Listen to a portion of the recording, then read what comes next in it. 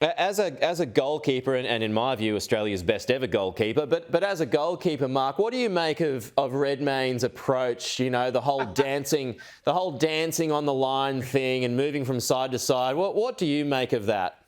Yeah, look, I find it very strange, but I've seen it being successful before. I think it was about probably 2, maybe 3 years ago now. His team, Sydney FC, played against Perth Glory in the A-League Grand Final in Perth.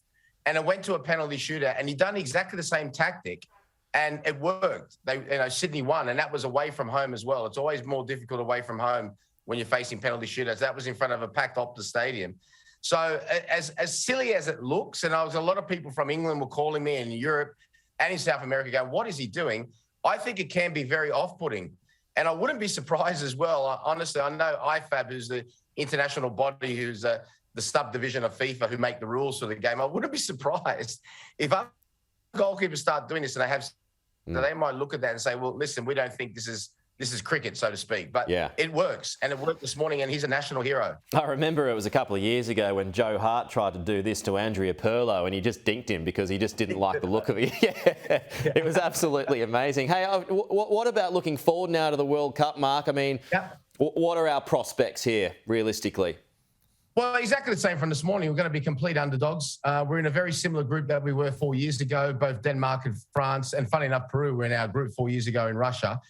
This time it will be Tunisia. France and Denmark. France are, a team that can win it. Denmark are a top 10 team in Europe. They're going to be, very, very steep challenges. But in Tunisia, you've got a team that, haven't qualified for a decent period of time, come through the African qualifications in their playoffs. They will be difficult, but they're beatable.